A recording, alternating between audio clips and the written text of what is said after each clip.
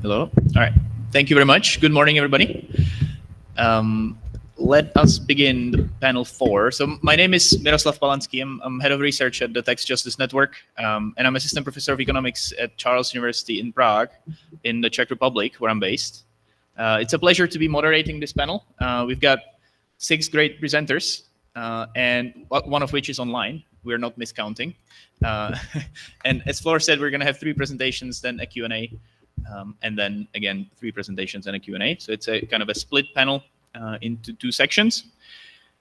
Now, before we begin, I wanted to share a few thoughts about fossil fuels and the related issues. Now, I'm an economist by training, and when we economists speak about externalities, we usually work with very nice diagrams, okay? Very elegant models.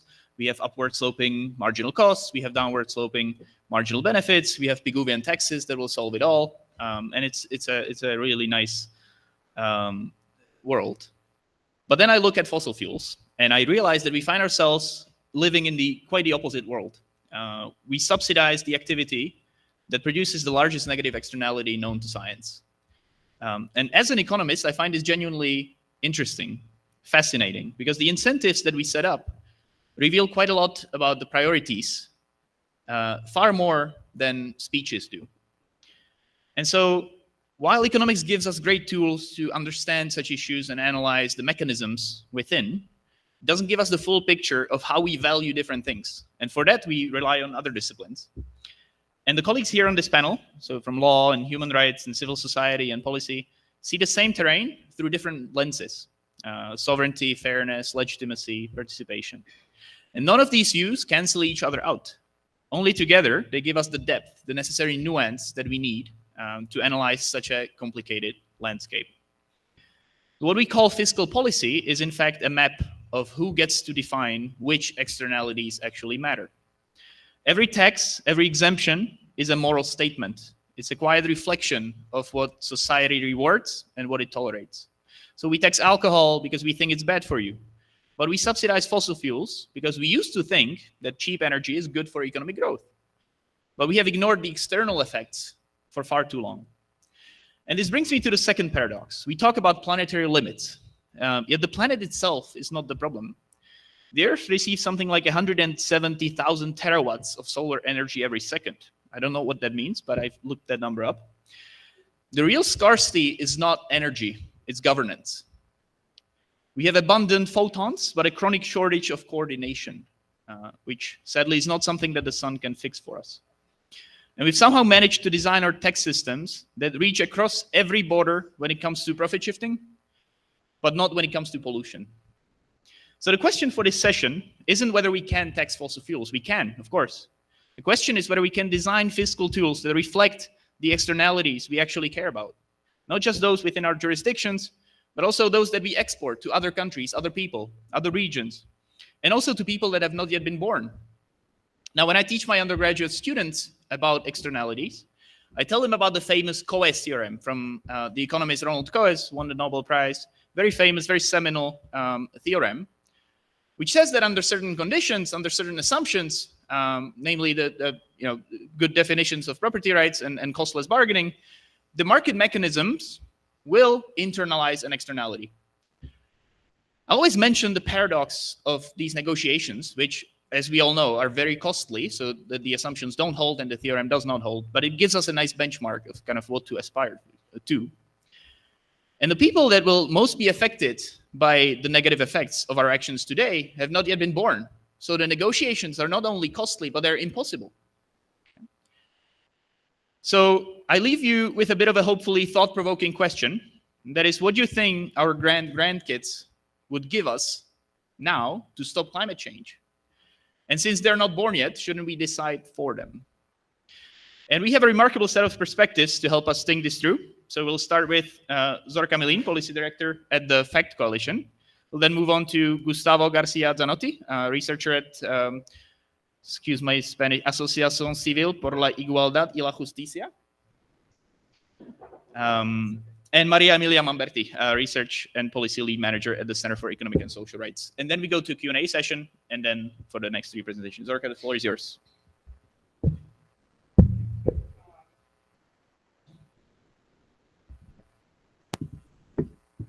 it's on. You can hear me? Yeah, I don't know. Maybe take my off. Okay. Hello. Yeah. Okay. Um, thank you, Miroslav, for setting the stage so well. Hard act to follow, and really happy to be here. Thank you to our wonderful host here in Brazil for your fantastic hospitality, and Tax Justice Network for bringing us all together to explore these incredibly important and timely topics. I come to you from the U.S., as you can probably tell from my accent, and that's where we're going to go in my presentation. You know, the dark belly of the beast. Starting with kind of an example of tax sovereignty, which is a phrase we've heard a lot, a bad example of tax sovereignty. So how not to exercise your tax sovereignty? Okay, and but let me start for those of you not familiar to introduce. Who we are. I work at the FACT Coalition, which stands for Financial Accountability and Corporate Transparency. It's a very large alliance umbrella group that brings together many different kinds of groups, civil society, tax justice, but also human rights. Climate groups, labor groups are a huge pillar for us, and small business groups, and all united around shared goals of fighting for a fair international tax system, which is most relevant for this discussion. We also do a lot of work on illicit financial flows. And in all of this, we're based in Washington, so we kind of look at these issues through a U.S. lens and thinking about the U.S. Role in tax and financial architecture, which is kind of a very interesting time for that. Wish us luck.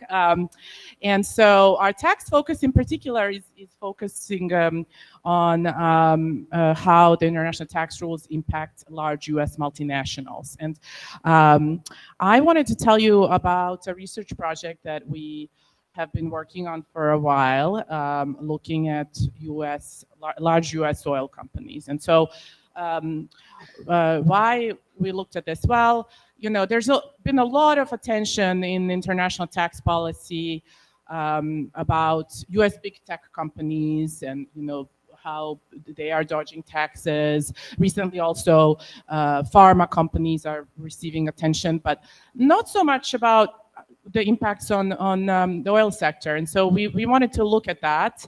I don't need to tell you, they are huge drivers of climate change, responsible for trillions of dollars in climate damages. When we look at kind of like who did this, who is driving this, it's really easy to tell because they are still doing it. So, and most people, it's kind of intuitive, what do we do about these staggering costs of climate change? Well, we should pay for it by taxing these companies.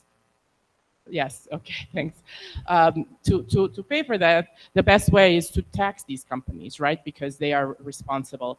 And that's something that overwhelming majorities of people all over the world agree, even in the United States. This is from the Greenpeace poll that was discussed yesterday, and it actually cuts across both parties, not just Democrats, but also Republicans think this is the way to address climate damages, is we should tax oil and gas companies. So are we doing it? I mean, I think it won't surprise anybody here. No, not really. The US is undertaxing these companies according to several different metrics that I'm going to briefly go through and explain. They are undertaxed. That is the takeaway of our research, and I will try to keep these findings top line given the time constraints, but just to say we are launching this report next week. So if you are interested, please get in touch, and I will share with you the paper, and you can join the report launch and find out more. And here I just put a sign from Greenpeace friends because, you know, I really love this slogan. We need to stop drilling. These companies need to stop drilling and they need to start paying. But in fact, what we have is the opposite. They are doing a lot of drilling, but not so much paying. So first, you know, the U.S. in recent years is a top oil producer in the world, more than Russia, more than Saudi Arabia. This is a kind of an official chart from the official U.S. government agency that tracks energy statistics, and it shows how the U.S. has overtaken these major oil producers in recent years.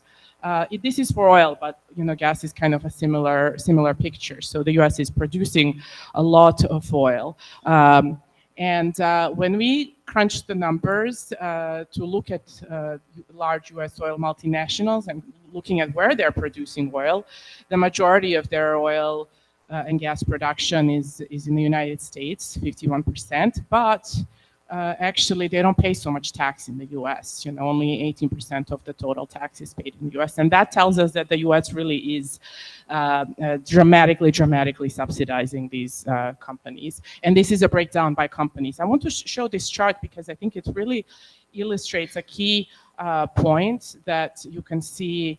It shows Chevron, Conoco, Exxon, the really dramatic disconnect between how much production in blue, how much production is in the US versus how little tax is paid in the US. And then the one outlier is this company EOG, which is very heavily domestic. Most of their operations are in the US, and so most of their taxes are in the US.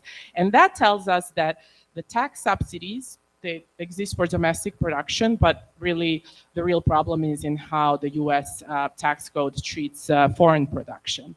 And here is a chart that shows, according to the effective tax rates, what are the taxes they are actually paying. It took us a long time to crunch all these numbers, but you know, the official U.S. corporate tax rate, the statutory tax rate, is 21%, and you can see, just look at the last column on the right, that really none of these companies, with one exception, are paying anywhere near that. So they are paying far less than the statutory rate. Why are they paying so little tax in the US? Well, there's a lot of domestic tax subsidies, but as I said, even bigger role is in terms of the international tax exemptions and foreign tax credits that they get with respect to their foreign operations. So, and most of those benefit by far the biggest companies. So this is a kind of pie chart that shows one particular policy.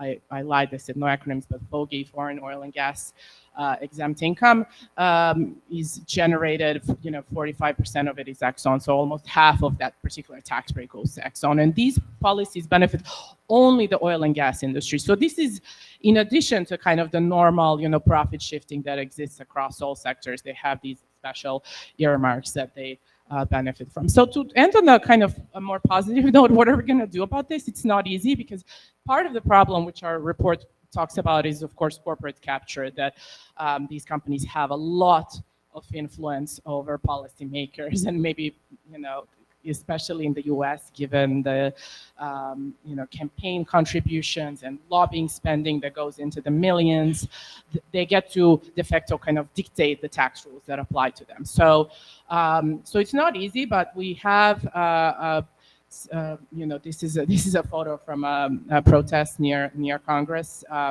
We have a new coalition partnership with climate groups called United to End Polluter Handouts, which is fighting to end these subsidies. And also we need to reform the international tax rules that apply to all corporations. And last but by no means least, I think other speakers will also touch on this, we need to improve the rules on corporate tax transparency, because it was not easy to do this research. You know, they don't make it easy. They are very sneaky about the tax information that they disclose. So we need to have more and better information through public country by country reporting. And I will stop there, and I welcome your questions. Thank you.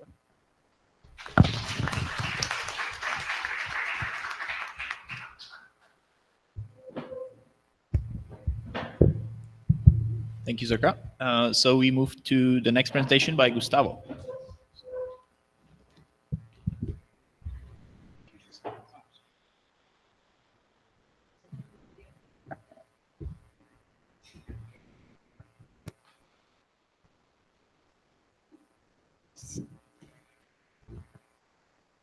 Bueno, muchas gracias. Es un placer presentar los primeros hallazgos de un trabajo que tiene que ver y se centra sobre el abuso fiscal de un conjunto muy reducido de empresas petroleras que tienen actividad económica y productiva en América Latina en general y en Vaca Muerta en particular.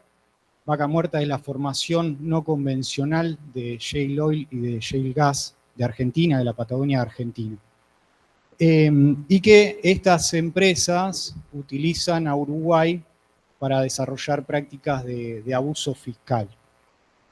Ahora vamos a entrar un poquito más de lleno en esto.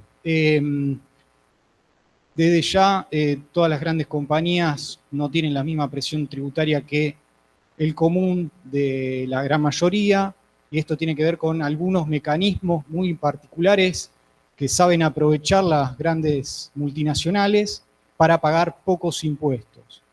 Obviamente, el excedente económico, y en este caso la renta petrolera, está siendo fugada, si se quiere, hacia países de bajos impuestos para justamente pagar poco o nada de ellos, ¿no?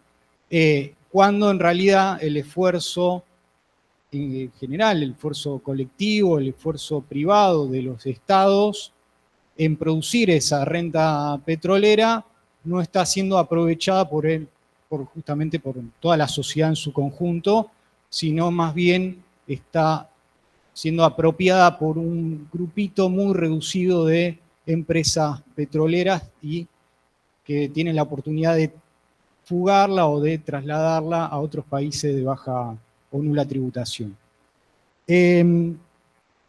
Vamos a hablar justamente de shell companies. Shell companies son empresas que están vacías por dentro, que no tienen empleados, que no producen, que no tienen capital, no tienen maquinaria, y aún así en sus libros contables uno puede ver que tienen una facturación descomunal. Aún así ganan millones y millones de dólares, por más que no produzcan. En realidad shell companies son ni más ni menos que una casilla postal, muchas de ellas, que aprovechan los regímenes especiales tributarios de algunos países y en este caso aprovechan los regímenes tributarios de Uruguay. Uruguay, y acá entro de lleno, es algo así como la guarida fiscal de nuestro barrio sudamericano, si se quiere. Se comporta como una guarida fiscal porque tiene algunos regímenes especiales tributarios en los cuales no pagan ningún impuesto las compañías que se radican ahí. El estudio que estamos desarrollando tiene que ver y se centra en algunas compañías radicadas en Uruguay, es decir, son filiales de multinacionales que operan, ya digo, en Latinoamérica en general y en Vaca Muerta en particular, y que aprovechan para justamente pagar pocos o nulos impuestos. Estas shell companies tienen transacciones o desarrollan lo que se denominan transacciones intrafirma para justamente trasladar la ganancia que verdaderamente se produce en Vaca Muerta o se produce en toda América Latina y que a partir de mecanismos contables y financieros permiten que esa ganancia quede reflejada en los libros contables de Uruguay para no pagar impuestos, ¿no?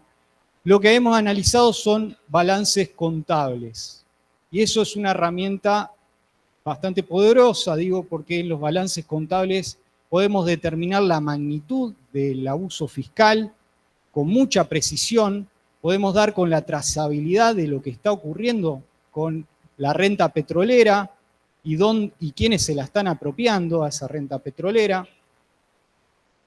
Y justamente lo que hemos estudiado son 18 shell companies que pertenecen justamente son filiales que pertenecen a esas compañías que están ahí listadas, son compañías vinculadas a la producción de hidrocarburos, más que nada. Son multinacionales, algunas de ellas como Schlumberger, Halliburton, otra figura. Otras operan en América Latina produciendo petróleo, como pueden ser Bridas, Plus Petrol, Texpetrol, Cipetrol, justamente son empresas que aprovecharon y radicaron filiales en Uruguay para justamente poder trasladar la ganancia hacia Uruguay. Insisto con esto, ganancia que ha sido producida en términos productivos, es decir, ese excedente que fue generado fue trasladado a partir de transacciones intrafirma, sean productivas, sean transacciones comerciales, como pueden ser las empresas de Shell Company que están vinculadas justamente al trading, es decir, compran un poco más barato y lo venden un poquito más caro y ahí hacen una diferencia y justamente esa ganancia que, insisto, fue producida, generada en Vaca Muerta o en América Latina, se traslada a estos enclaves extraterritoriales donde no pagan impuestos. O tenemos las holding companies que son justamente mantienen participaciones accionarias de las empresas que verdaderamente producen y que reciben dividendos justamente de esas compañías y insisto con esto, esos dividendos no pagan impuestos y por ende se puede desarrollar el abuso fiscal. Y por último, las compañías más vinculadas a temas financieros, ya sean que mantienen activos financieros o que otorgan préstamos intrafirma, o desarrollan ese tipo de actividad. Ahí están ganando justamente con la ganancia financiera y nuevamente esa ganancia financiera no paga impuestos. En total, de estas 18 empresas, que son Shell Companies, facturan 3.000 millones de dólares, tienen ganancias por casi 2.000 millones de dólares. Insisto con esto, es un grupito muy reducido y es una muestra de cómo operan estas empresas en América Latina. Y aún así que son muy poquitas las empresas, la facturación y las ganancias son multimillonarias. Tienen ganancias por casi 2.000 millones de dólares y pagan de impuesto 9 millones de dólares. La tasa efectiva es del 1% o menos del 1% en términos impositivos. Estos 9 millones que les mencioné, en realidad los pagan no lo pagan al fisco uruguayo, sino más bien por prácticas antiabusivas de otros países, de otros fiscos. O sea que no son impuestos pagados no son impuestos pagados a Uruguay, ni siquiera eso. ¿Por qué? Porque estas empresas no pagan impuestos, directamente se benefician de lo que se conoce como la free zone, son zonas francas, las cuales no pagan impuestos. En general, si uno ve los balances contables, se va a ver que en los últimos años, y gracias a la crisis desarrollada a partir de la guerra entre Ucrania y Rusia, las ganancias de estas empresas, porque el precio aumentó, también aumentaron en muy poquito tiempo, y es ahí cuando intensifican este tipo de prácticas de abuso fiscal, justamente, y traslado de ganancia hacia estas guaridas fiscales. Bueno, eso es todo. Muchísimas gracias.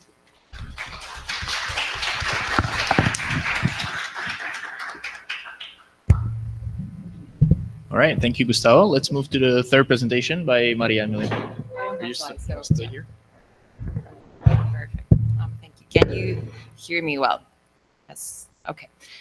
So thank you, Miroslav. Thank you to the Tax Justice Network, to the hosts, and all the co-organizers. I'll speak in Spanish, which is the language of the paper we're launching today, in my native language. So if you need to tune your devices, this is the moment to go back to Spanish. El paper que estamos lanzando hoy es un paper que preparó para esta conferencia la Iniciativa por los Derechos Humanos y la Política Fiscal en América Latina y el Caribe. Es un espacio regional que coordina el Center for Economic and Social Rights e integran varias organizaciones de la región, incluido INESC, una de las coautoras del paper, Natalie Vegan, está acá, y de Justicia, Mariana Matamoros, también coautora del paper, está acá, así que pueden dirigir preguntas a cualquiera de nosotras tres. ¿Y qué es lo que hace este paper? Lo que hace es proponer el marco de los derechos humanos como un marco normativo para la revisión de beneficios fiscales en América Latina y el Caribe, y analiza algunos beneficios existentes en 4 países de la región, y en particular los dirigidos a industrias extractivas a la luz de este marco jurídico.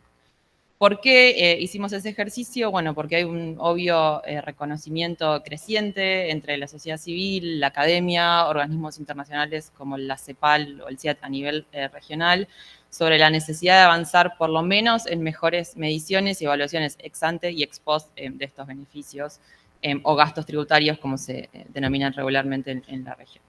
Los gastos tributarios no solo detraen recursos muy significativos para el financiamiento de políticas públicas urgentes, que incluyen realización de los derechos humanos, financiamiento de sistemas de cuidados, atención a la crisis ambiental y climática. Por ejemplo, las estimaciones regionales muestran que son más o menos 4 puntos del producto que se pierden en promedio regional por estos beneficios, con mucha diferencia igual entre países, entre otras cosas por las diferencias de medición, lo que equivale más o menos a un 24% de los ingresos tributarios de los países de la región y algo más del 20% del gasto público directo total.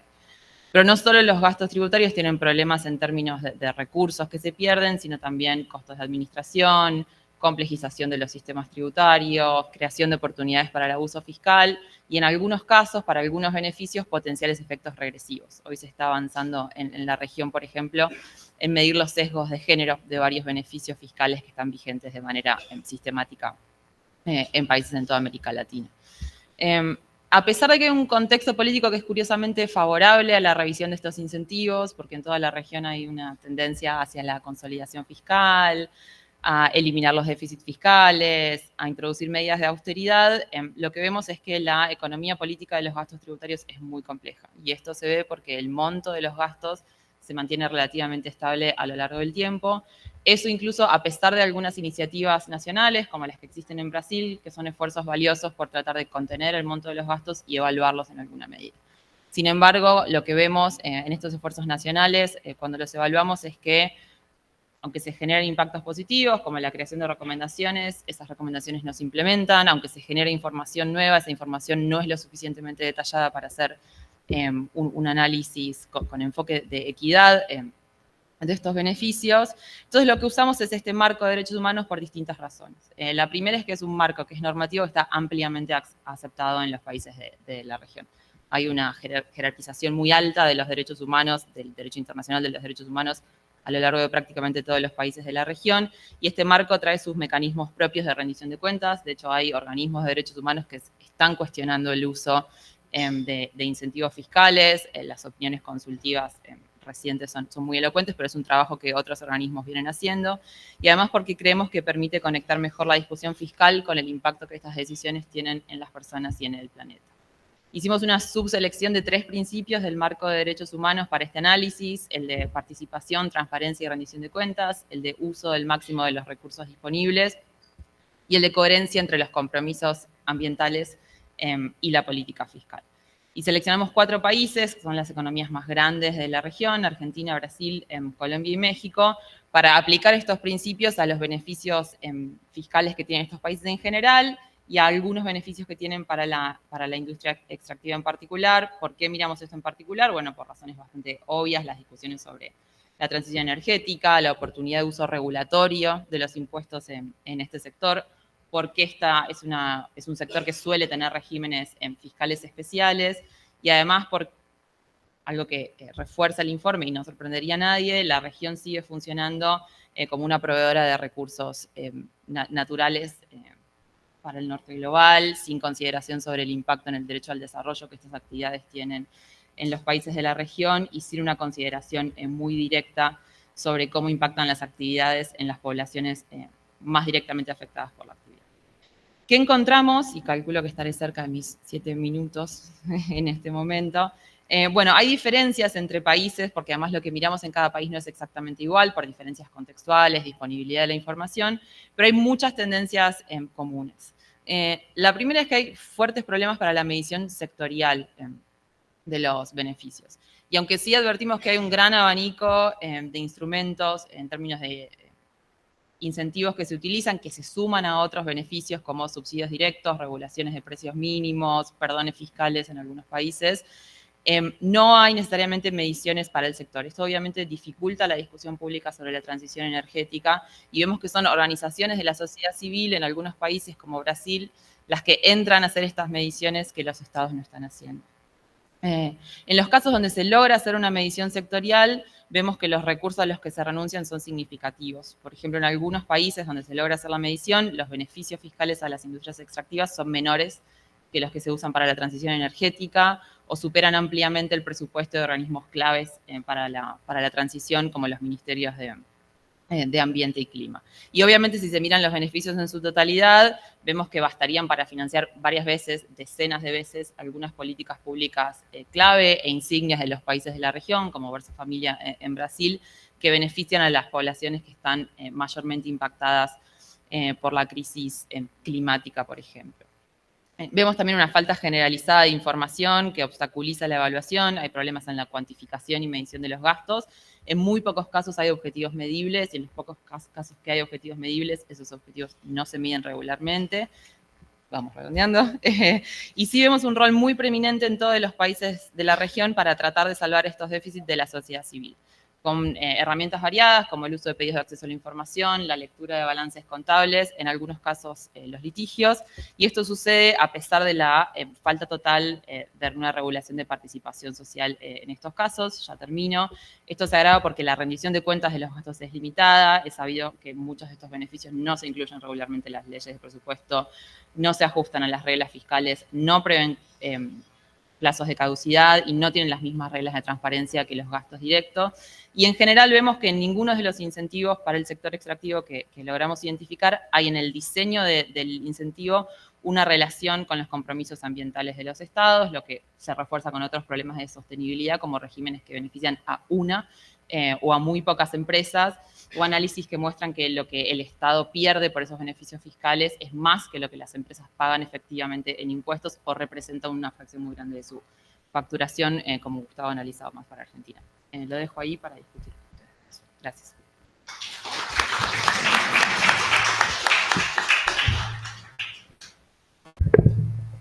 Thank you very much. So let us now move after the three presentations to a Q&A session. Do we have any questions from the floor?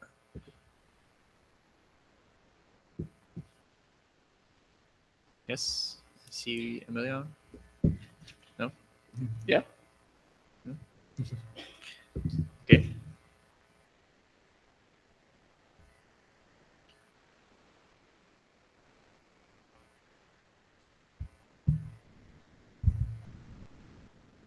It's not turned on.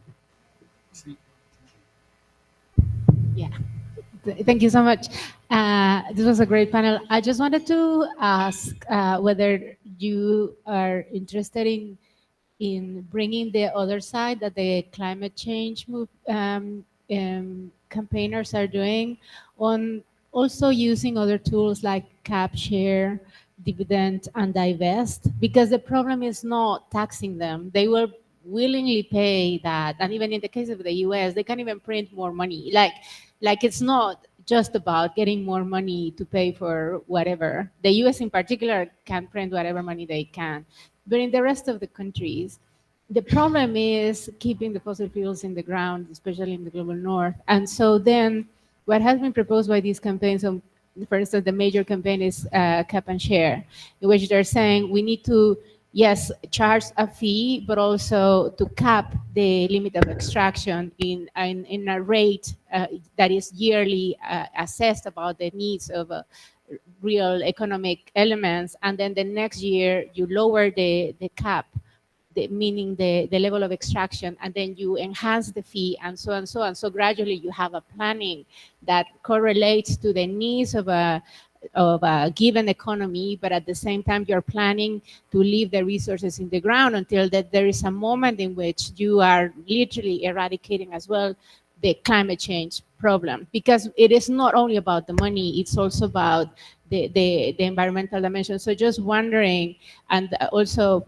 you are the expert, so I know fees are a different tool than taxations, whether maybe you can elaborate a bit more, because I think these are two dialogue, two movements that are trying to come up with solutions. But then maybe you are fiscal experts. Maybe you can elaborate a bit more about the implications, the play of between these two type of fiscal tools. Thank you. All right, thank you very much. Please keep your questions brief so that we get the floor to the speakers as well. Do we have any other questions from, yeah, over there? Thank you. Let's collect a few and then we can give the floor to the speakers. Hello, thank you. My name is Francisco. I'm from Brazil. And one for Zorka and Gustavo. And how do you see, I mean, I think you talked about a need of regional efforts or global efforts for constrain this under taxation. And how do you see if BEPS can target any of these problems?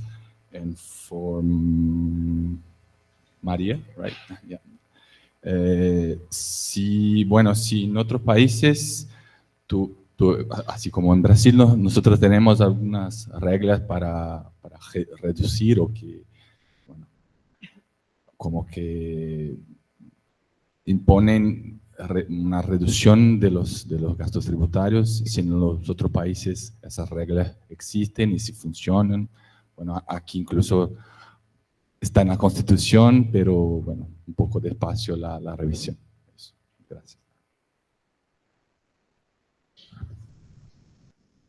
All right, thank you very much. Do we have any other questions? Yeah, there's one.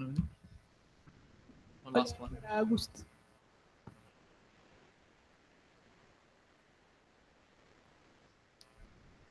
Oye, mi nombre es Katiuska de Ecuador. Para Gustavo, estas 18 empresas que mencionabas están relacionadas directamente con qué empresa. No me quedó claro, digamos, la parte inicial de Vaca Muerta con el tema de la investigación. And for Zorka, I don't know if you have something related to the contamination that Chevron did in Ecuador and have something about, and I don't know if you want to mention something about it. All right, thank you very much for the questions. I will now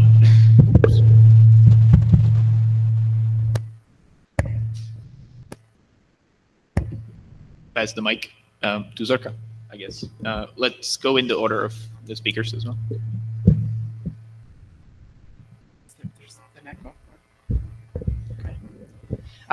Thanks for the questions. Take them in the order. Emilia's question first. You know, I'm going to push back and disagree that it's not about taxes. I think it is about, you know, we need all the different tools. I mean, if we agree that we're facing an emergency, I think we can't afford to kind of ignore any policy tool. And you know, there is research, peer-reviewed academic research that shows that fossil fuel subsidies in the U.S. have been driving the fracking boom, and that if we took away those subsidies, the majority of those projects would not be viable. So I completely agree with you. We want to keep it in the ground, and I think, you know, taking away all sources of finance, public finance, you know, tax breaks and private finance and investment is what we need to do. So it's not an either or. I'm not going to wade too much into the other part of your question about, you know, fees and caps, et cetera, because I think there's another discussion about that, and Tatiana knows much more, and so she will go into that later. You know, but I think, I guess I will just say it's really hard. You know, in the US, we had a methane fee that was introduced under President Biden and was, you know, of course, promptly repealed by the current administration. So it's hard to have lasting kind of change on any of these issues, but we got to keep trying. And then there was another question about kind of different levels, international or regional. Look, I'm going to repeat myself, but I think we need, it's kind of like all of it. It's a multi-front, you know. We need to have, yes, the UN Tax Convention. We need to have regional efforts in Latin America, in Africa, et cetera. And also at the national level, especially, you know, coming from the U.S., where there's not a track record of U.S. being a good kind of implementer of international rules. I think we have to also fight in Washington. So the fight is everywhere. And then there was one more question that was from, yes, Chevron and Ecuador. Yes. Oh gosh, where to start? That's been such a long saga, and really, I guess to keep my comments very brief. I know there are others panelists who want to answer questions directed at them, but is really tragic. And I think that case, what happened in the case and the US litigation that was very punitive against the American lawyer, Stephen Donziger, whom I know, is kind of a foreshadowing of also what we continue to see in the US and elsewhere, in terms of how, the space for fighting fossil fuels, the civic space in general, but in particular for fighting against fossil fuels, is really shrinking. And there's been aggressive litigation against Greenpeace US that is kind of threatening to bankrupt them. And so we see these kinds of efforts, and to me it really underscores that we have to band together and need the solidarity, global solidarity between all of us to fight back, because I mean the opponents we have are so powerful that we cannot afford to be divided. Thank you.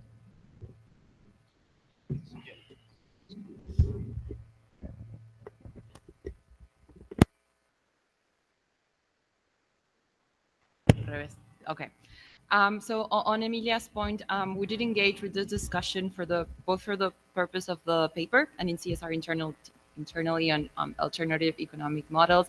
For the sake of the paper and length, we just assumed that countries are doing that and are not furthering that discussion. But what we see is that there's of course, a pressure for many of these countries to get currency to pay their debt. Like that is the case of Argentina. So the pressure to use these resources to repay its debt to the IMF are so huge, and the share of exports that these materials represent is so significant that I think that the policy space for many of these countries is limited. That said, you could use, and I think this is a field where the implication is very clear, you can use the tax not only to tax, but to reprice and reshape and disincentivize the activity so much that it ends up being limited, as you are suggesting. But yes, we do engage, just not in depth in this paper. On other experiences, we have found some good recent efforts in some countries in Central America, probably not as structural as Brazil's, in the sense of the legal nature of the norms seeking the reforms and the cap on the proposed cap on the overall amount of the tax benefits. We see that there's a lot of interest in sharing experiences, though, because all countries identify like the political economy barriers to this. We're members of the PTLAC, the Regional Platform for Tax Cooperation, as the initiative. It has a civil society council. We're part of it. And we see that countries are sharing their practices as much as they can, and they want to do peer learning. But probably Brazil is at the forefront, from the best of my knowledge, in these efforts. Thank you. ¿Cuáles son las empresas? Tienen que ver, son algunas empresas en particular que operan en América Latina y en Vaca Muerta para extraer hidrocarburos. Son Tech Petrol, Plus Petrol, Sea Petrol. Después hay algunas empresas de servicios petroleros como Schlumberger o Halliburton, y algunas comercializadoras como Trafigura, que compran y venden minerales e hidrocarburos a nivel internacional, no solo en América Latina, pero bueno, que tienen filiales todas ellas en Uruguay para desarrollar este tipo de práctica de abuso fiscal. En general son estas empresas que mencioné, tienen filiales en Uruguay, que son Shell Companies, y son empresas vinculadas a, son holding companies, trading companies o financial companies. Tienen alguna función en específico, en general, es decir, en este sentido, pero el común denominador es que son shell companies, no desarrollan ninguna actividad productiva porque son meramente una casilla postal. En general ocurre eso. Y por último, muchas veces se nos pregunta, que cuando hablamos de este tipo de compañía, qué se hace o qué se puede hacer con este tipo de práctica, más que nada a nivel regional, más allá del impuesto mínimo global, ¿no? Lo que ocurre acá tenemos el caso de Uruguay en particular, y en general lo que ha ocurrido es que tanto Argentina, Brasil, Bolivia, Paraguay, Ecuador, Colombia se ven perjudicados, o los fiscos de estos países se ven perjudicados por los regímenes especiales que tiene Uruguay, porque justamente en realidad la ganancia se produce en otro lado. Ahí el gran problema y desafío que tenemos a nivel regional es, bueno, ¿qué se puede hacer en términos diplomáticos en general y en particular a nivel Mercosur, ¿no? Que Uruguay está dentro del Mercosur, Argentina y Brasil, que son los países más grandes, podrían presionar para que haya un cambio en estos regímenes especiales, ¿no?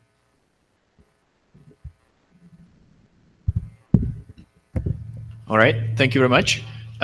Just a reminder to the online audience that you can also ask questions. We have a very high-tech way of bringing your questions here.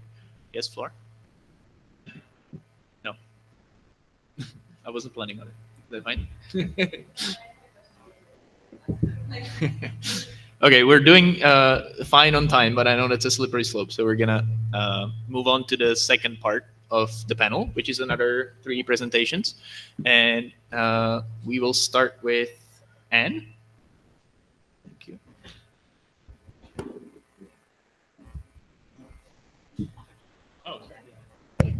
Oh, sorry. We will start with Bob.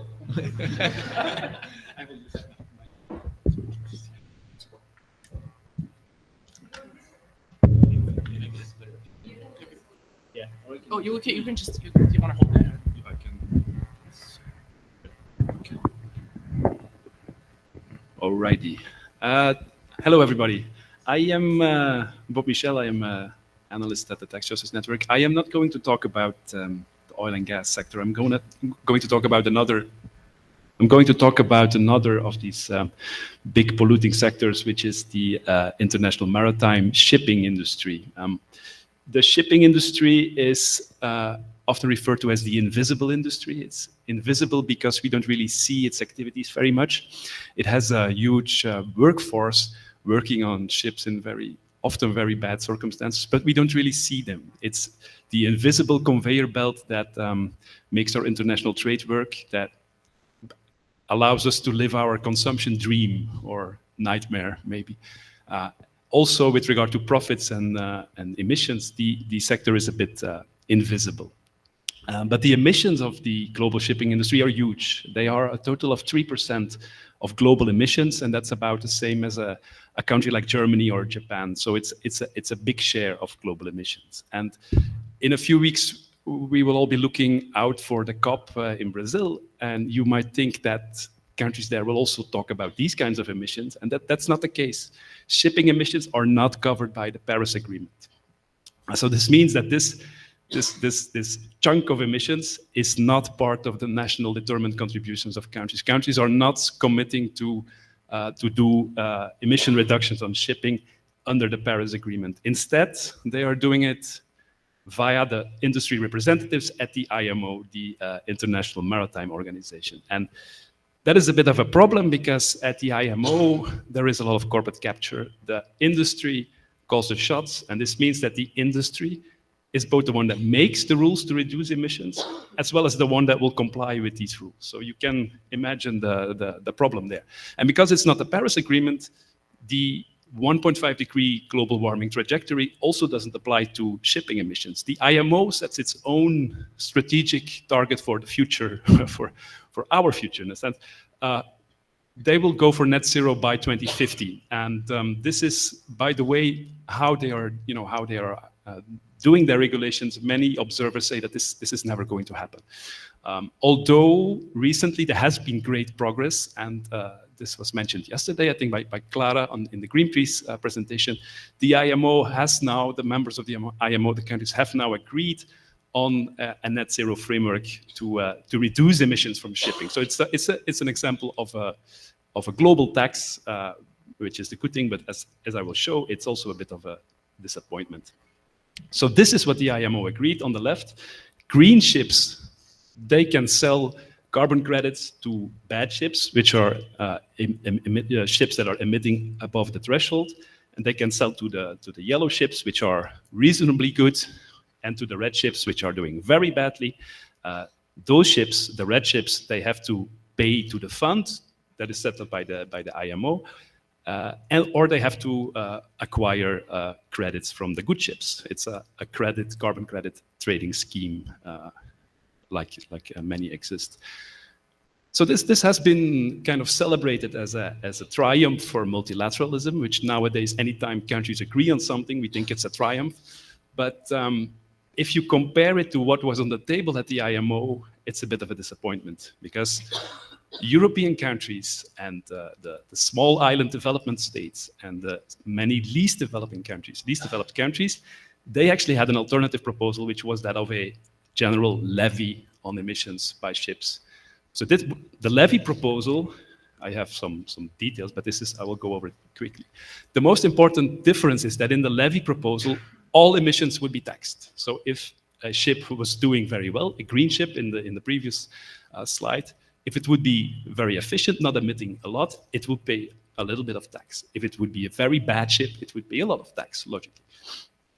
The difference in that proposal is that the revenue that would be generated was estimated about $100 billion per year, whereas the current draft that the IMO will adopt, the revenue generated is only $10 billion per year. Another big difference is that the European countries and their allies in this respect, they had all kinds of plans envisioned for out-of-sector disbursement. So to use the revenue generated by the shipping sector to send it to the port states and to allow them to do climate finance, because part of the impact is caused by the global shipping. So these initiatives are also tuned down in the proposal that eventually made it. It made it because the European countries, they did not want to leave empty-handed, so in the end, they caved to the petro states, the oil and gas states. This includes also Norway and also Brazil, I'm sad to say. So yeah, that's the conclusion of many observers, a victory for multilateralism, but a failure for climate. So my question then was, what can, and this has been suggested by many observers, to make this work, to get this sector to an equitable transition, other measures in other domains, regional initiatives need to complement the shipping framework. And so the question for me, from our tax background, is what can tax reform do for the IMF net zero framework? And so this is a little bit of detail on the shipping sector. And I have to say, Zorka, shipping wins because the effective tax rate of the biggest European shipping companies is 3%. So that's even worse than the American oil and gas company. So there is a huge load of untaxed profits in this industry. Why is this the case? Because nowadays, we talk about global minimum tax rates. We talk about CBCR. Is this avoidance? Is this maybe evasion? It's not. It's institutionalized through the so-called tonnage tax regimes. Tonnage tax regimes are very aggressive tax benefits for shipping industry, and they are actually a regime that applies a deemed kind of profit calculation. So it's not the effective profits that is taxed for shipping companies. It's actually a fixed fee calculated per capacity of the ships, and the fixed fee is very low, and that means very very low effective profits. So what can corporate tax reform do? Well, there are actually two things that we can do. I will go quickly. First of all, we should suggest to the EU Commission in very explicit terms to change the European tonnage tax regimes. It cannot be the case that we have these very aggressive regimes that actually incentivize these very bad emitting ships. So if tonnage tax regimes need to stay, which from a strategic reason they probably need to stay, they can only incentivize green ships. And that's actually good policy, because some countries have started to do that, in Singapore, for instance, and this should be a standard in the EU. It's also the law. You can say, like it was mentioned yesterday in one of the presentations, in the advisory opinion of the International Court of Justice, it's clear that this type of fossil fuel subsidy is an internationally wrongful act. So the European countries, they wanted, they had that proposal at the IMO, they should now correct this wrong. And second, the second thing, of course, is it's one thing to give all the revenue to the ship owner states. It's a bit like the billionaire tax. It's great to increase the revenue, but we also have to get it to where it belongs. And this, in the shipping industry, this we can do by kind of increase the sharing of taxing rights on shipping, because currently in the international tax, the bilateral tax treaties, it's exclusive residence taxation. So it means that the ship owner country has the right to tax all the profits. The port states, many in the global south, have no right to tax any of these profits at all.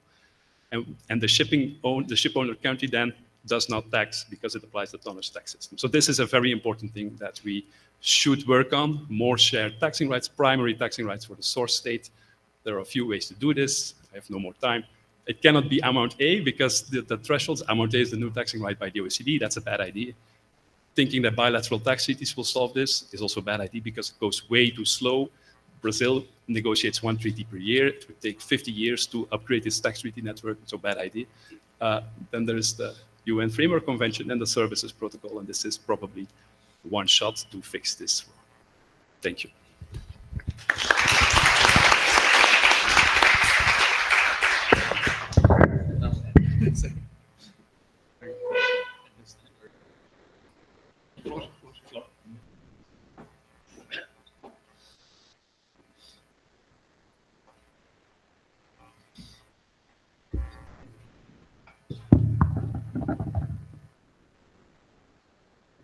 Good morning, bon dia. My name is Anne Onyagadi Maina.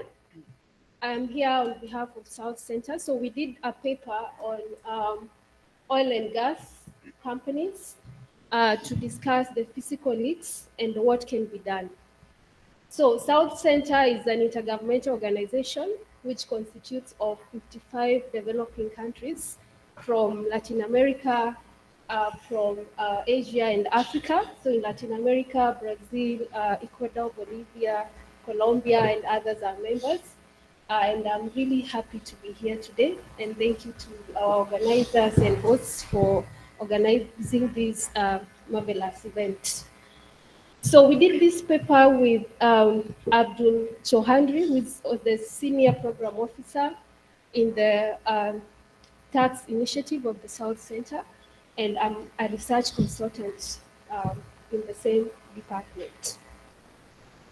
So what I'm going to cover in the next few minutes, most of it has already been covered yesterday by the speakers yesterday and this morning. So it's just to emphasize on the same issues and maybe add a bit more. So like it has already been established, Global South face a burden, a double burden, one on pollution, which they don't contribute much to. And then they also suffer revenue losses from the same polluters. And oil and gas multinationals, they are the major polluters, contributing to about, fossil fuel generally contributing to about 75% of the greenhouse gas emissions. And also carbon contributing about 92% of the greenhouse emissions. And fossil fuel, including coal, oil and gas, it contributes the most. And this is mainly from the energy sector. So the other problem is the one for tax avoidance and evasion, especially by oil and gas MNEs, and it has been mentioned already by Zoka and all the Gustavo and the other speakers, of the extent to which oil and gas companies shift profits. So it's been estimated to be about 34% of their profits from the jurisdictions where they do the extractions. And they also face low effective tax rates, like has already been mentioned, and the Center commissioned a study by looking at the public country-by-country reports published by MNEs. So we looked at reports published by the EU Tax Observatory on public CBCRs. So we focused on oil and gas multinationals by South Center members who are mainly developing countries. And we could see from the CBCR reports that are public, so these are only for the companies, oil companies that have publicized their reports. So a significant number of countries face low effective tax rates, including Brazil. These low effective tax rates of below 15%. So including Brazil, including Colombia, in Africa we have Morocco, Mozambique, and others. Although we still have a few reports that show high effective tax rates in our member states, including Philippines and Malaysia. So they have effective tax rates of above 15%. So so this just shows the extent to which developing countries suffer the effect of climate shifting from oil and gas companies, and they don't get the taxes to mitigate. So the main causes of this shifting of profits and avoidance is mainly tax incentives, like have already been mentioned. Oil and gas companies enjoy generous tax incentive, including tax holidays, reduced tax rates, exemptions, and also to make even things worse, most companies, when they're signing contracts with governments, they'll be given, or they request to have stabilization clauses, which stabilizes the tax treatment, which means the countries cannot increase the taxes in future when circumstances change. Even environmental clauses may also be freezed by the same stabilization clauses, which is a big problem. We have transfer pricing abuse, especially mispricing of intra-group transactions, which are common, like payments for services, payment for royalties, interest rates, which was mentioned, and also use of shell companies has been mentioned, and also even marketing hubs, which are just rerouting of invoices, whereby profits will be shifted to marketing hubs that are in low tax jurisdictions, and the producing countries lose out. We also have the problem of unbalanced treaties. So we've done some studies to show that developing countries negotiate away their taxing rights, and they have low scores on having taxing rights that are close to what the UN model has, which is considered to give more taxation rights to developing countries. Then we have weak permanent establishment rules. So this is also, when we have treaties, the physical presence is required to tax business profits. So when the rules are narrow definitions of what will constitute a permanent establishment, this limits the extent to which source states can tax business profits. And then, and also multinationals are able to avoid this through splitting their operations and also ensuring they don't meet the physical thresholds to establish taxable PEs. So, and then subsidies has already been mentioned, and just to note, tax avoidance and evasion has similar effects as fuel subsidies, since it involves avoiding paying the government the same money that they could have used to mitigate climate crisis and other development goals. So it only worsens the situations, hence it should be dealt with. So some of the key proposals we are making, so just to reinforce what has already been mentioned, is to improve transfer pricing enforcement by having stronger documentation requirements,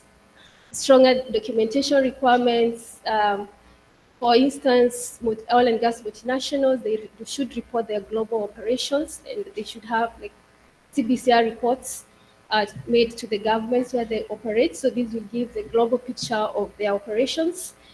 And then renegotiation of treaties, which have given away tax rights of some states, and they should align with the UN model convention as opposed to the OECD model, which mostly favors residence taxation. So the UN model articles that support source taxation, we have Article 5A, which is on strengthening the permanent establishment rules for extractive industry that has reduced the threshold to only 30 days, such that if a company has activities that last for 30 days, that should be sufficient to establish taxable presence. We also have Article 8 on shipping and aircraft, which has been mentioned by Bob, which can also be implemented, and Article 12AA, which is on strengthening taxation of services. We have strengthening of PE rules, including adopting anti-fragmentation rules to avoid multinationals splitting their operations, exploring profit allocation rules like formulary apportionment, and this has mentioned rules like having simple formulas to allocate profits. These formulas can be based on balanced weights like assets, employees, and production levels. So this can enhance or can make it easier to distribute profits of MNEs, enhancing transparency, like public by country reports. So this will give a picture of how the MNE is operating. In fact, it will show how shell company, the profits are allocated to shell companies. So this should act as a deterrence, as well as provide information to enable governments to audit. And implementing the framework convention, which is meant to revolutionize global governance in tax matters, and also strengthen source taxation rights, including fair taxation rights for developing countries, remove harmful tax incentives, and countries should work together, especially in the framework conventions, to ensure that they establish a strong global tax system that is able to deal with the problems that developing countries have historically been dealing with, and including commitments to tax extractive industries. So thank you very much.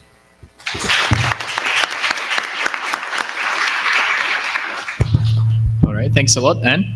And now a technical challenge, because we have the last panelist joining us remotely. Helena, could you switch this mic? Marcus, are you with us? I am, and I'm really excited. Perfect, and we hear you very clearly, so it's all set. I'm hearing an echo. Excuse me, I just tried to get this rid of it, which I don't know how to do. Doesn't matter. Thanks a lot.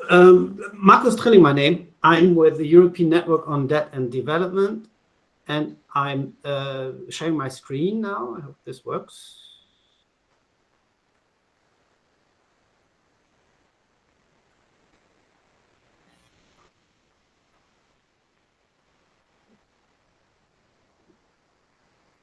You can see it? Yes, thank you. Right.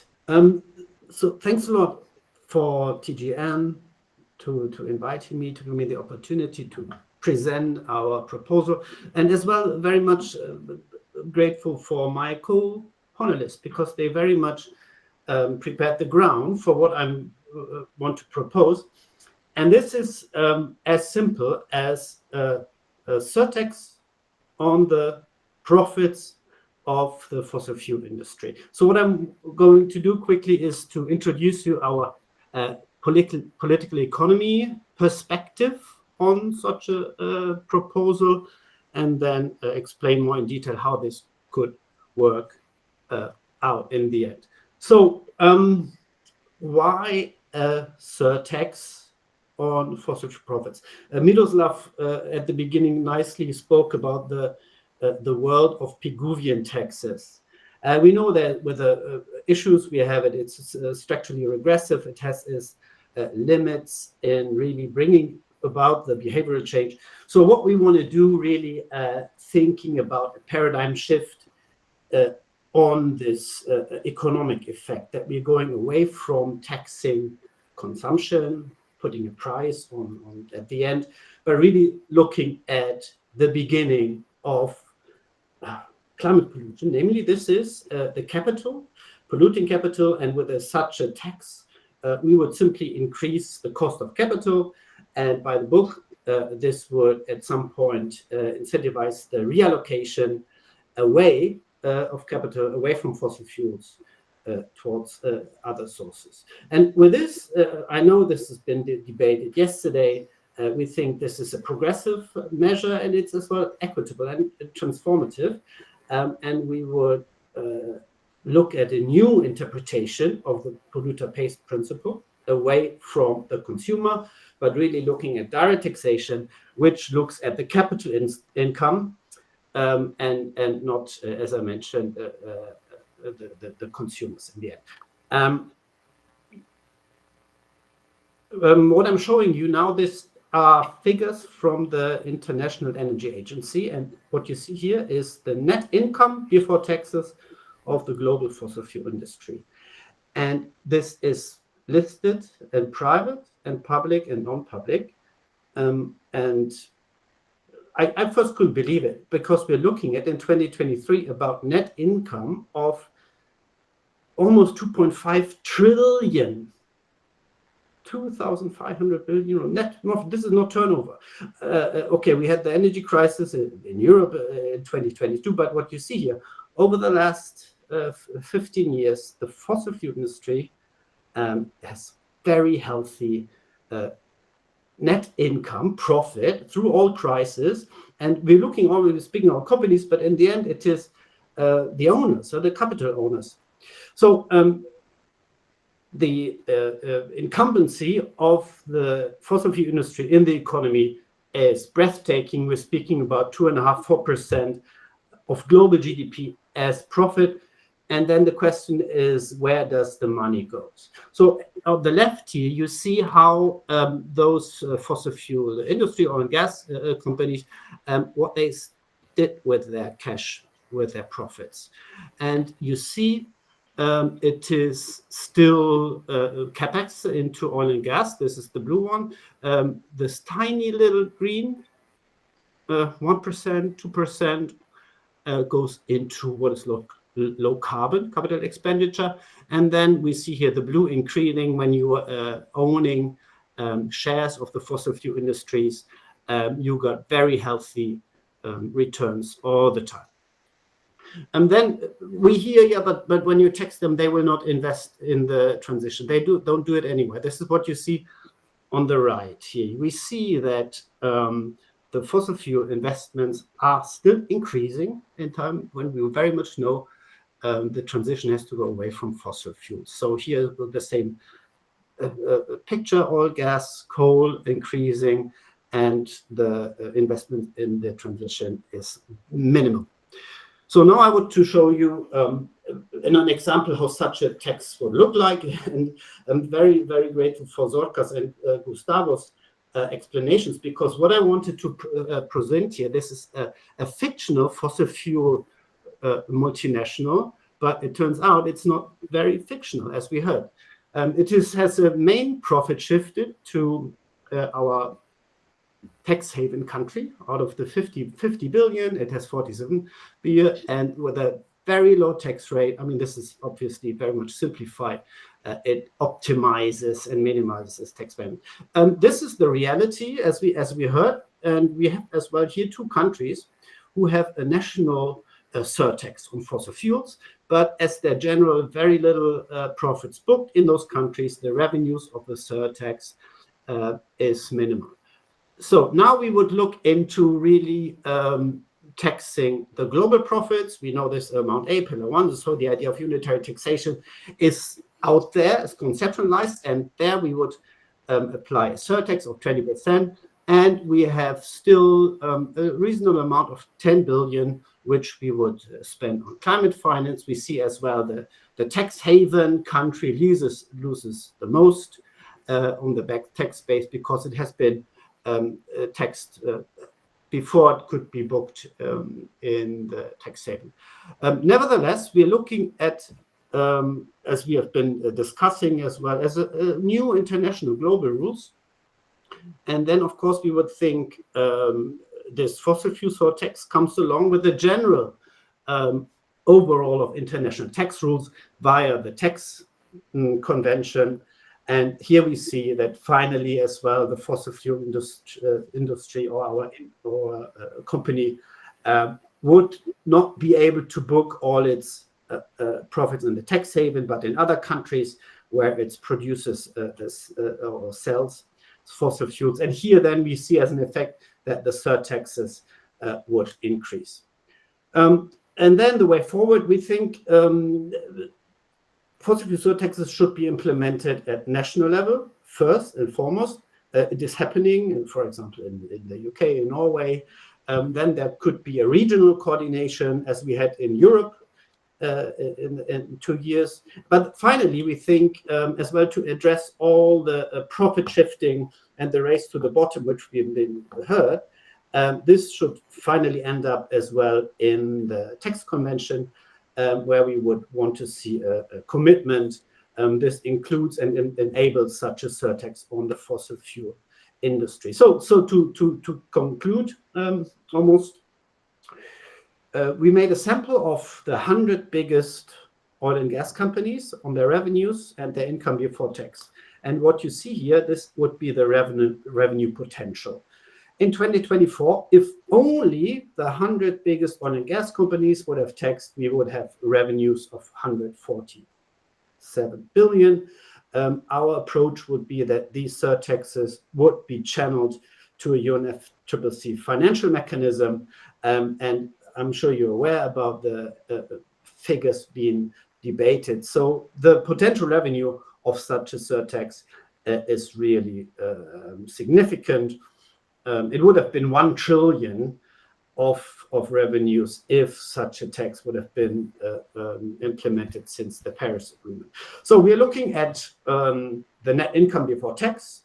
It should be implemented on national and regional level, and finally under the global level under a unitary taxation approach. We would thinking starting with a lower tax rate of 20%. But again, the question has been asked, what is the future of fossil fuels? So we would think as well at some point, there should be no more profit seeking from the fossil fuel industries, which would be in line with the decision to move away from fossil fuel subsidies. So again, the proposal is complementing the environmental policy toolbox with explicit supply-side measure targeting polluting capital. We see here as well the transformative incentives. We would as well thinking addressing inequality concerns as the fossil fuel companies and their capital owners are not the poorest in the world. We see that best anchored in the UN Tax Convention under the unitary taxation approach in coordination with national and regional initiatives. And then the revenues should be dedicated to international climate finance, then benefiting global south countries. And just really to finish a little bit here, please look at this quote. I think it's really time to put out the sticks against fossil fuel capital. Thank you very much.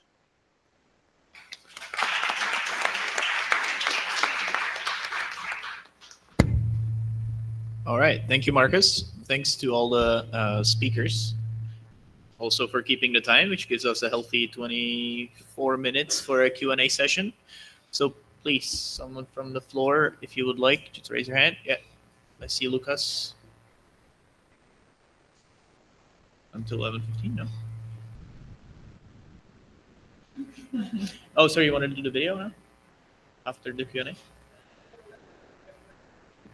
Okay, that was Lucas, and I saw some hands there. Floor? I saw some hands over there.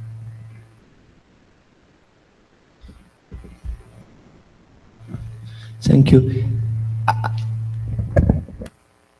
I had a question for Anne, because you mentioned stabilization clauses. Do you know any good example of like a country or like a government that has been able to go around them or like somehow get out of these like sometimes very long-term like clauses that disable the ability to change laws and circumstances?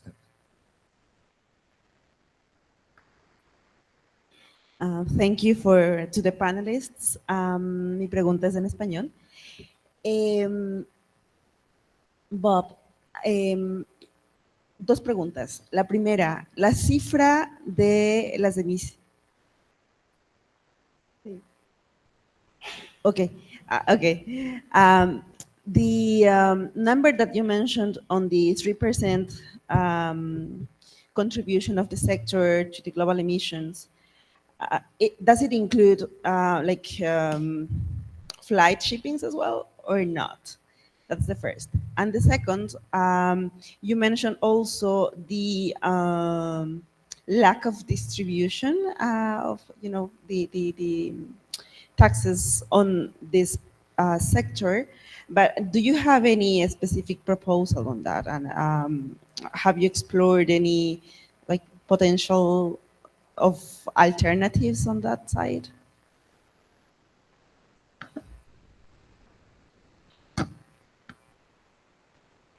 Hi, thank you very much. I think my question is towards Marcus or anyone else who knows about this.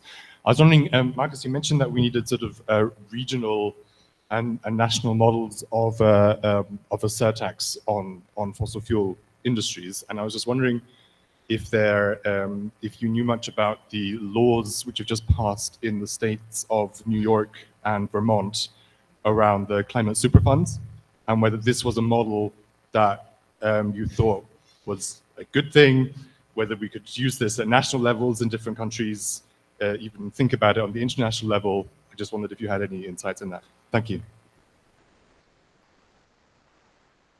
Maybe let's take one. Could I leave this answer to Zorka? Hi, I'm Andres from Ecuador. Just a quick question on the shipping industry. Is there a specific analysis of tankers, oil tankers? Because that would have like double implication in terms of both the climate, shipping, and transporting of oil. All right, thank you very much. Maybe I give the word, start with Bob.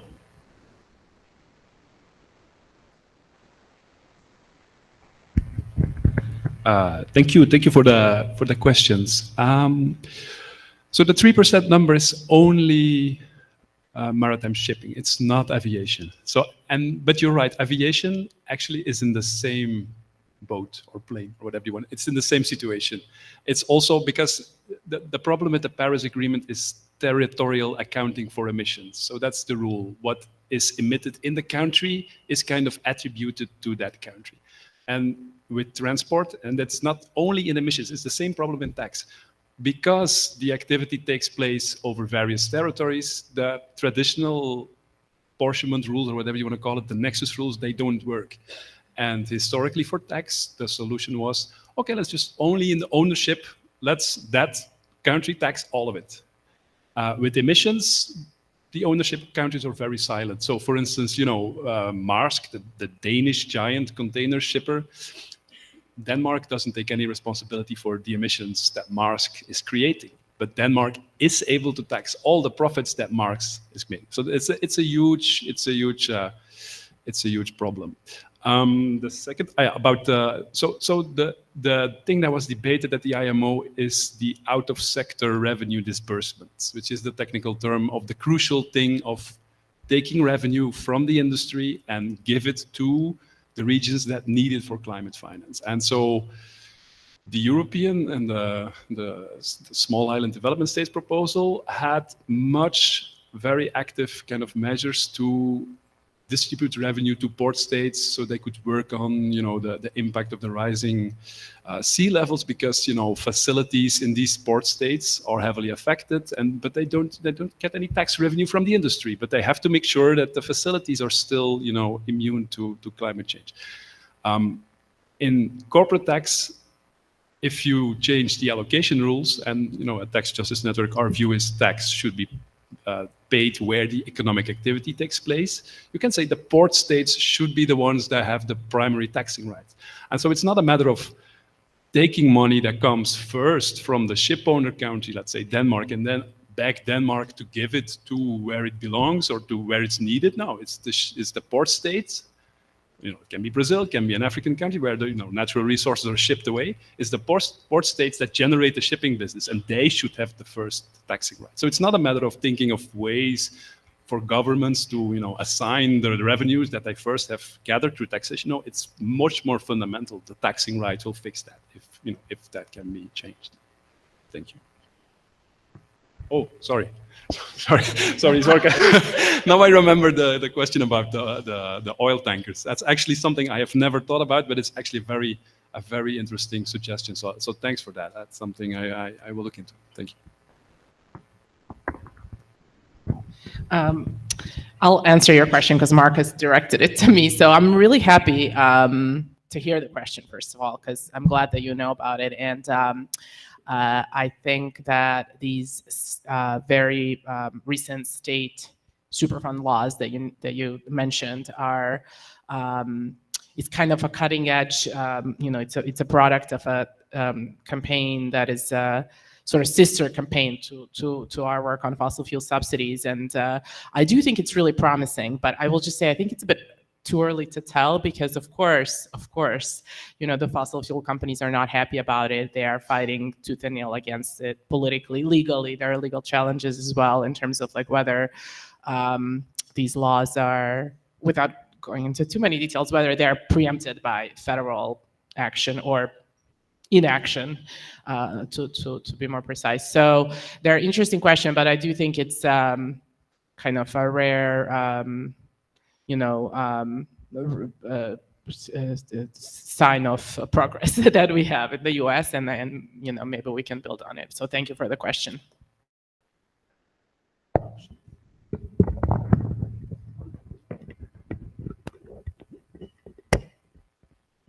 Thank you for the question.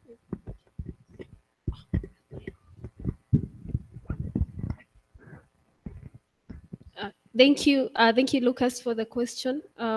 So on stabilization clauses, so most investors in oil and gas, we request for stabilization clauses for purposes of certainty, because they make huge investments. But that freezes the tax and any law that may affect them. And it's once they're put in the contract, it's difficult for government to renegotiate. So I don't have any country in mind that has been able to renegotiate contracts to remove stabilization clauses. But what countries can do to avoid getting into disputes with investors, which may lead to unfair outcomes, they can observe best practices, which include avoiding having stabilization clauses. And if they must be there, ensure that those stabilization clauses they are for limited periods of time, and they exclude clauses that have to do with taxes as well as environment. And on shipping, like has been mentioned, there was a question on shipping as for oil tankers. Yeah, it should also include source taxation, and it's relevant for oil companies, especially because they use shipping to transport their oil most of the time, and also for rigs that are used in offshore drilling. So yeah, so it's relevant for them to be also taxed where those activities take place. So thank you very much. Thank you. Marcus, if you can hear us, do you want to react to anything? No? Okay. Thanks very much. Maybe let's do one more round. And since we have all the panelists up here, you can address also, well, all 6 of them. So And yes, Flora, you have a question. Please go ahead. You have the power of the mic, so you can speak on the way there. Yeah, so my question is to Zorka, which has already been crowded with quite a few questions. But so us that follow like corporate transparency and so on, there is quite a lot of expectation around some of the upcoming like corporate transparency that they're going to be disclosed. So CBCR is expected to be disclosed with like limited information for some countries. There is, but still is something. And from what I've seen from like the research that our colleagues in Tax Justice UK are doing, the US is like the companies that release information are the worst in terms of the amount of information that they are producing. But yeah, I wanted to hear a bit about how do you see the political economy throughout this period, upcoming period of the increased corporate transparency. Like I know that some sectors already have. Some sectors already have some CBCR, and there is some tax washing sometimes that takes place. And so when the situation changes, how do you see that process going? So. Yes, there was one in the back left. Was it Sergio? Yeah.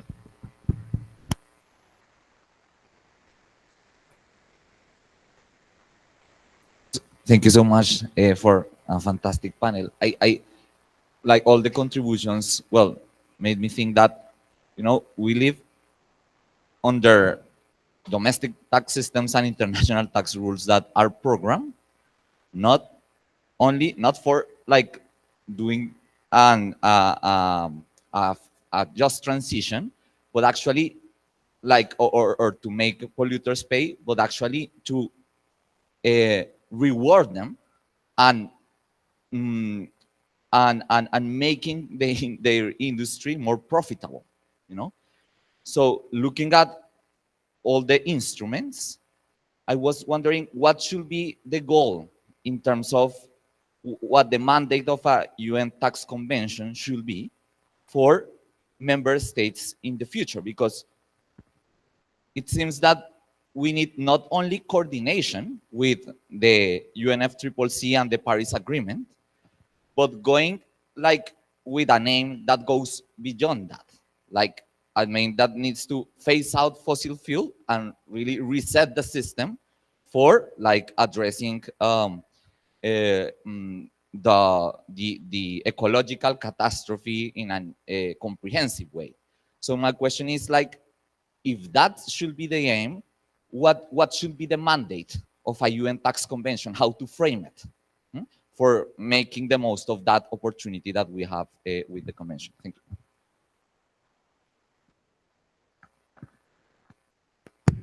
All right, I see no other hands, so maybe I'll give the floor to Bob and Marcus. Did you have your hand up? If I could try and answer on Sergio's question about the mandate. Sure. I think this is relatively straightforward on paper. The terms of reference mandate the global community to develop an international tax system for sustainable development, right? And it says explicitly in a balanced and integrated manner, looking at all dimensions of economic, social, and environmental issues. And I think this really founds the mandate that we are not looking into broader political objectives which international tax rules have to achieve. And I think this is about social and environmental issues. Nevertheless, I think what we can say at the moment, in the first round of negotiations, there's still a big step to make, including in convincing the negotiators in the room that sustainable development is not a tick box exercise, but requires concrete measures and frameworks to get into a new tax system for sustainable development.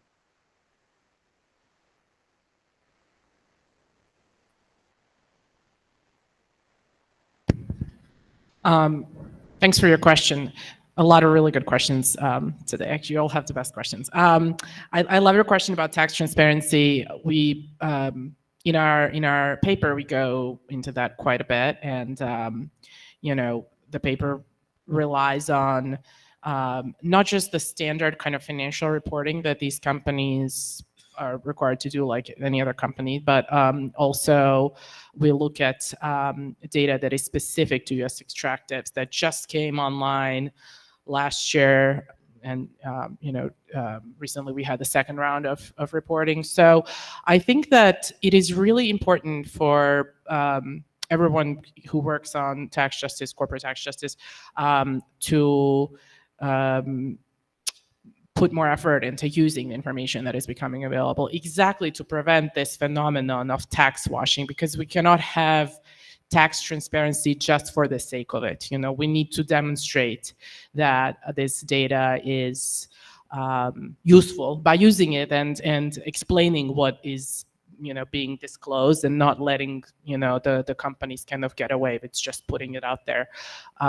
It's a really exciting time for that, because there's a whole kind of huge new data sets that are coming online through the EU country by country reporting. We've also had some recent wins on tax transparency in the US. It's not quite country by country reporting, but it's significant improvements in the way that companies required to do their tax accounting, which will, those reports will start to come in next year. So we're really excited to look at how the companies are gonna disclose, and to kind of, interpret what the data is. So I think it's also going to be perfect timing, because we are at this crossroads moment in international tax reforms in a number of spaces, UN, OECD, etc. And we will have, information at our fingertips to demonstrate the ways in which the current system isn't working. So yeah, incredibly important and exciting. Thank you for the question.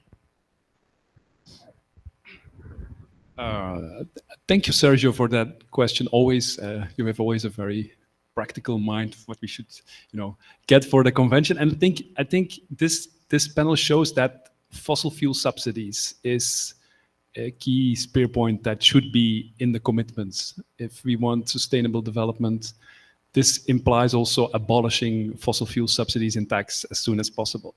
And I think that because the advisory opinion of the International Court of Justice is the gift that keeps on giving, because they mentioned this. So it's a non-binding opinion, but they told states, what you're doing with fossil fuel subsidies is a violation of international law.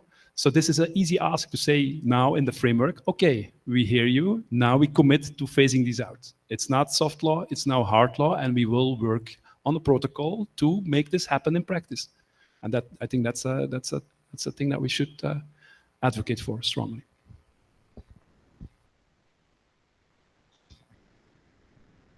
All right, thank you very much. I think we have time for one or two more questions from the floor. There is also one on the WhatsApp, which I will say out loud now, from Julio Cola Rovida, which came after the first Q&A session, so it might be to one of the first speakers. And it reads, we can charge anything, but some companies will gladly pay whatever comes their way. What do you suggest that could actually help impact the harvesting and usage of oil on the planet? So if anyone wants to take that one. And if there are any more hands. Of course. All right. Yes, to Sergio's point, an additional comment. I think that there is a mandate not only on the sustainable development commitment, but on other issues that are cross-cutting. We're focusing on a sector, let's say, but fair allocation of taxing rights, transparency, there are clear mandates already. And I think there's also a task for us in distilling what these cross-cutting issues mean more concretely, even if you don't get a dedicated protocol, even if the sustainable development commitment doesn't read as extensive or detailed or envisioned as you would.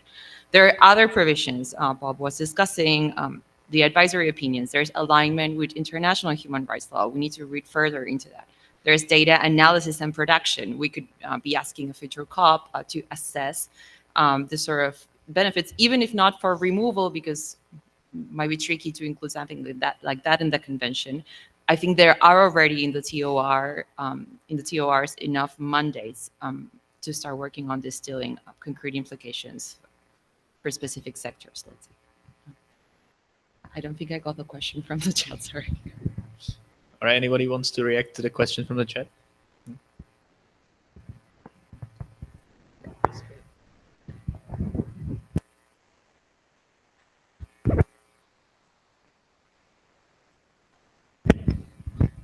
Yeah, so if I may also add with my co-panelists, so I completely agree that the UN Framework Convention mandate, it doesn't expressly mention having climate intervention, but broadly it covers that through mention of committing to support international tax development in a manner that encourages or promotes sustainable development in the 3 dimensions of socio, economic, and environment in a balanced manner. So it integrates it indirectly.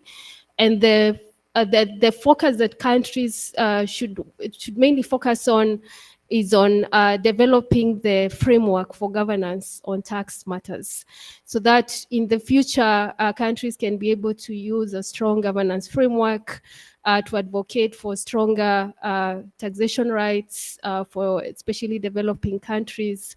And it will also help to have this put in the framework, because the framework negotiations are expected to have 0 draft for the framework by May 2026. So they have a short time, so they may not include all objectives, but at least they should have a broad framework that allows in the future countries to focus on the critical issues. And even on the protocols, it's important for countries to work together to ensure that the protocols also reflects the same concerns, because the 0 drafts for the protocol on services and also the one on dispute resolutions, we expect them in February 2026, which is a short timeline. So we should work countries should unite to have the drafts include their priorities. So thank you very much.